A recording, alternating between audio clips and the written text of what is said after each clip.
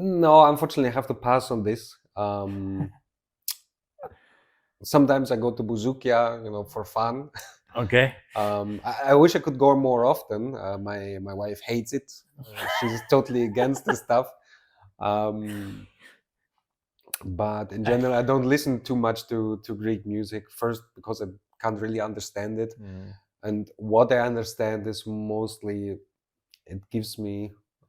I hope to say nothing wrong here now. Sometimes a bit ridiculous vibes with this whole, because whatever song it is, it's about love, it's about Yeah. heartbreak and Whole drama. yeah, whole typical Greek drama stuff, which I'm not so fond of. So yeah, when I go out and there's a good song, good Greek song, I like it. I think the music in general, the rhythms and stuff is nice, but it's not that like some other people following the Yeah. artists like Argios or those guys. Nah. Any recommendation for anyone who would come here to Athens in general, like something that you would say, okay, I wish I would know that when I arrive. I mean, in general, from my experience, because before I made the step, I was very afraid of it. I was thinking about it for many years, um, and as I explained before, it happened very spontaneously, and it was hard at the beginning. So I thought the first 6 months, I thought so often about, okay, screw it, I'm gonna quit this year. I had now my summer here. It was like autumn, September or October. I was like, okay, I'm done with this. I'm done. There are too many difficulties, and I felt like, okay, I want to go back. I just pack my stuff and I go. Um, so I think whenever you move abroad, it brings a lot of challenges. Especially Athens, when you start working here, work life is here, depending on the company, of course, can be a little bit challenging. Also, the lifestyle here, sometimes, people are a bit rude. Traffic is crazy. It's noisy here. I think at the beginning, depends where you come from, depends on your expectations. It can be a little bit challenging everything. Of course, you will enjoy all the good stuff, going to the beach, going out and stuff like this. But I think that it can also be very challenging. And my advice is go through it as long as you can. Try to solve things out. And I would say that when you pass the difficulties and you got used to the life here, you can have a very good life. And The Expert, founding Picturo.eu. So we already talked a little bit about yourself and how you arrived here and your expat life. Now we'd like to know what Picturo is about and the project that you have in your hands right now and you've built. How difficult, how if it was easy to build something here, or how did you do? But first question, it's mandatory. What it's Picturo? What do you do? so Picturo is all about photography. We are a platform where tourists, but locals as well, can find very easily their photographer according to their needs. We have built a platform where you can search per destination and find available photographers in your region that you want. And compare their styles, compare their prices, get in touch with them, either book them directly through Picturo or get in touch with them, see their social media, see some images, the way they shoot. And so yeah, we have created Picturo to give people the easiest way to find a decent photographer without any effort. Okay, This cool, is like the main goal behind it. nice. And it's basically a website platform, or It's a kind of web application. Right now, it's just a platform, just a website, but it can also be used as an app.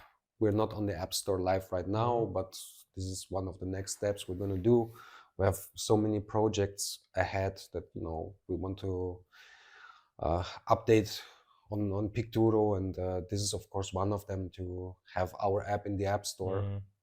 Also expand on other countries. Right now we're just available in Greece.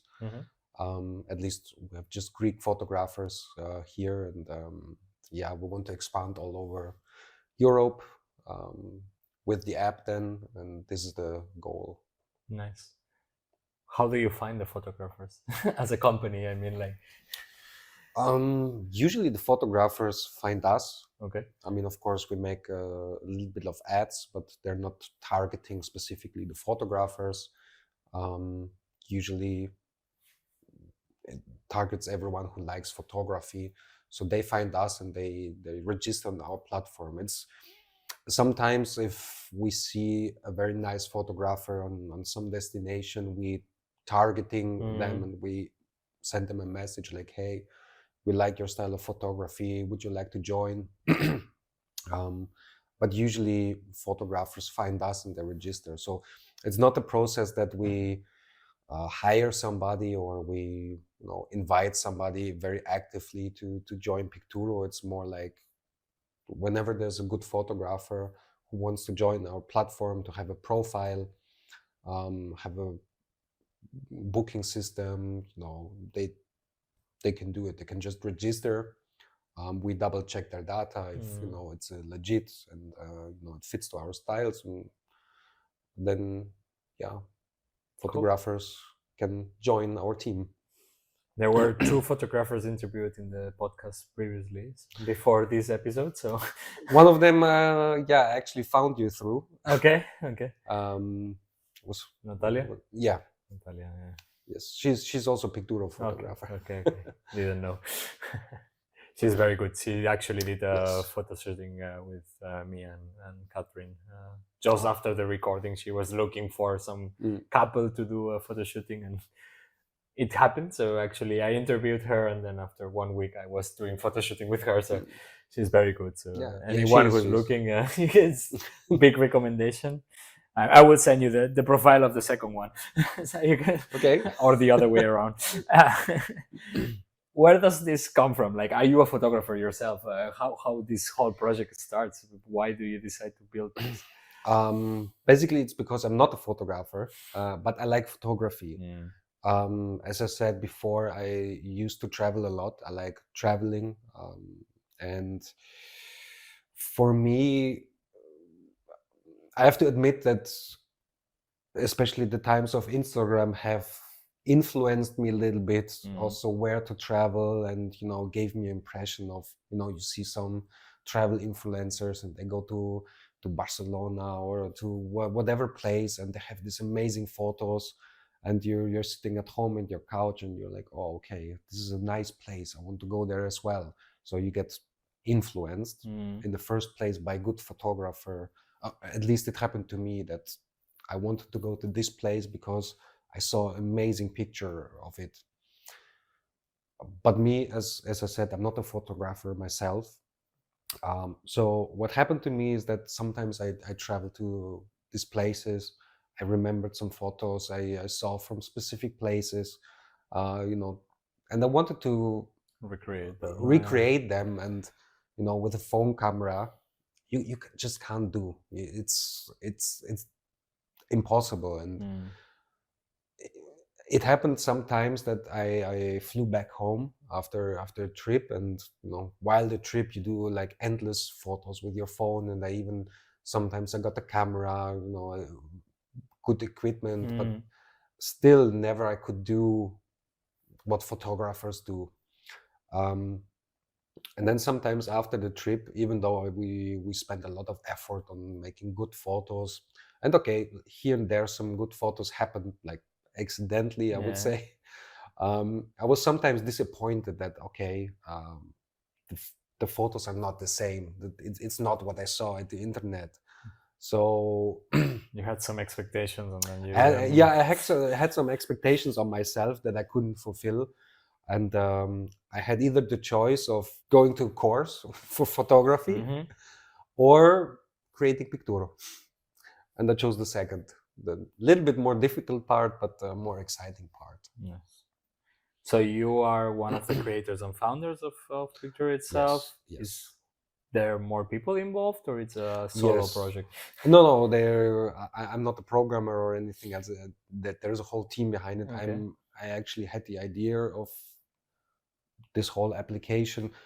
I have to admit the basic idea was my wife's. At one point, she said like, because she also likes photos. She also is a mini influencer, and whenever we travel together, we try to make the best out of what we were able to do. And sometimes you search for photographers online, and you either go this way of searching on Instagram or for photographers you can find, but then it's always the struggle. Hey, like your profile, like your photos, we're coming then and then. Are you available? What's the price? It's a little bit difficult to arrange. Or you go through Google, you find many photographers' websites. Some of them you still have to get in contact with them in some ways, discuss some stuff, ask for the availabilities. Many of them, they don't have prices online, so you have to request the price, or you have to fill out a form. If you liked this short video out of the full episode, you can find the link to it around here and in the description below. Of course, if you are also interested in checking out other episodes, please subscribe and like.